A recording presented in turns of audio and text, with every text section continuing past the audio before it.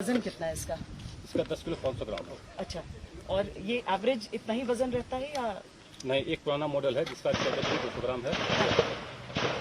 इसीलिए आप लोगों को इतना तगड़ा रहना पड़ता है। इसको भरने के बाद इसका 3 केजी वेट और बढ़ जाएगा। हाँ। या 2.5 केजी, इसमें 2 राउंड हैं जैसे, मतलब एक का 2 किलो, 2.5 किलो और एक का 3 किलो।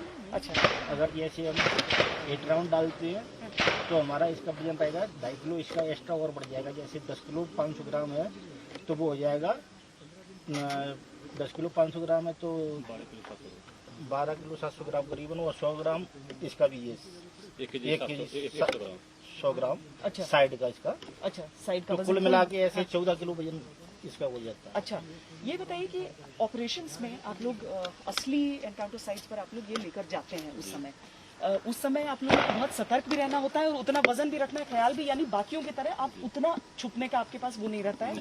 हाँ? इसमें क्या है कि सिग्नल वहीं फायर होगा कि आगे भी क्लियर होना चाहिए और लास्ट का भी एरिया क्लियर होना चाहिए जी। तो हम लोग को जो भी ऑपरेशन करते हैं हाँ। अपने जान को हथेली पे करते हैं। हाँ। और उस समय आपको ये भी ध्यान में देके करता रहना पड़ता है कि मेरा फायर जो है वो सटीक जाए, क्योंकि आप लोग सिविल एरियाज में करते हैं। करेक्ट मैडम, इसमें जैसे निशान एकदम दुरुस्त लेना पड़ेगा। अगर गोली का थोड़ा भी साइड हो जाता है तो उसमें इतना वो नहीं है, लेकिन इसका अगर थोड़ा भी साइड हो गया तो वहाँ जाके बहुत बड़ी क्षति करता है। इसलिए एम पॉइंट इसका बिल्कुल करेक्ट लेना पड़ेगा। इसमें टाइम भी लगता है थोड़ा शिस्त लेने में। हम जैसे शिस्त लेंगे खिड़की पे तो हमको बहुत टाइम लग जाता है उसमें एडजस्ट करने में टाइम को। और ओपनिंग में जैसे मतलब किसी मकान की आड़ से नहीं हम कर सकते। हाँ। ओपन जगह से या गाड़ी वगैरह थोड़ा कॉर्नर वगैरह किसी का मिल जाता है तो उससे कर सकते हैं, या फिर हमको जमीन में लेट के भी करना पड़ेगा। जैसे अभी ओपन में हम खड़े हैं तो इस जगह पे हमें कोई आड़ नहीं है तो हम दोनों लेट की पोजीशन लेंगे, उसके बाद फायर करेंगे। लेकिन फायर करते हैं तो जैसे सेम राइफल से करते हैं उसी प्रकार उतनी पोजीशन इससे भी फायर करते हैं। बैठ के भी करेंगे, लेट के भी करेंगे, खड़े होके भी करेंगे, कैसे भी कर सकते हैं। ठीक है, लेकिन इसमें बशर्ते पीछे और आगे क्लियर होना चाहिए। इसमें मकान वगैरह के अंदर से फायर नहीं कर सकते। आप कितने सर्विस के कितने साल हो गए? हमारा 29 साल पूरा हो गया, 30 चल रहा है। ऑपरेशन कितने कर लिए हैं ऐसे? इससे मैंने 12 ऑपरेशन कर दिए इधर। अच्छा, आप बताइए। मैं 7 किया हूँ। 7 ऑपरेशन किए हैं। कठिन होता है जो आरएल हैंडल कर रहा है उसके लिए? जी होता है। क्या जिम्मेदारी आपको अपनी सबसे बड़ी लगती है? हमारी जिम्मेदारी यही है कि इस आरएल से हमारे कोई साथी का कोई क्षति ना हो।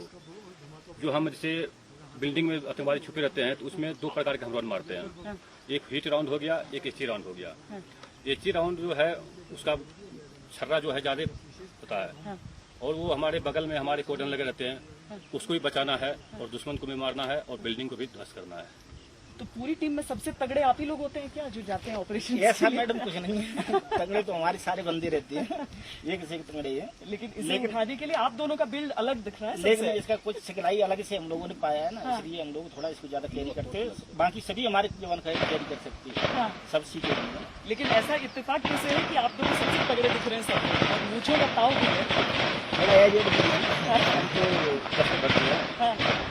मतलब भर्ती है अच्छा, जब हम बाजार में सिटी में अगर ऐसे ऑपरेशन इससे करते हैं तो इससे बहुत प्रॉब्लम हम लोगों को भी आता है, क्योंकि ज्यादा मतलब रेंज नहीं मिलता है। और इसका राउंड ऐसा है कि उसके लिए रेंज चाहिए। जैसे हम ऐसी फायर करेंगे तो 40 मीटर तक वो आर्म होता है, 10 मीटर में भी हो जाए, 10 से लेके 40 तक, 15 में भी हो जाए, 16 में, 20 में भी और 40 में भी हो।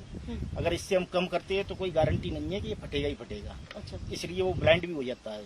इसलिए कंपल्सरी 40 मीटर तो इसका रेंज होना ही चाहिए।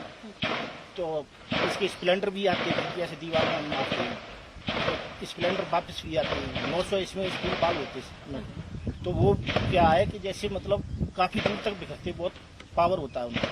एक आगे हमारे इसमें गाल में भी लगा था, कम दूरी पे था, लेथपुरा में हम कर रहे थे फायरिंग, तो इसी का स्प्लेंडर वापस आके मेरे को लगा था। इसलिए 150 मीटर से कम में हम बहुत रिस्क मानते हैं। अगर 150 मीटर से कम है तो हम भी बहुत छिपाव करके उसके बाद मतलब फायर करते हैं। लेकिन जरूरत होती है तो करते ही करना तो पड़ेगा। हाँ। जैसे अगर वो रेंज कैसे भी नहीं मिल रहा है तो हमको रिस्क लेना है।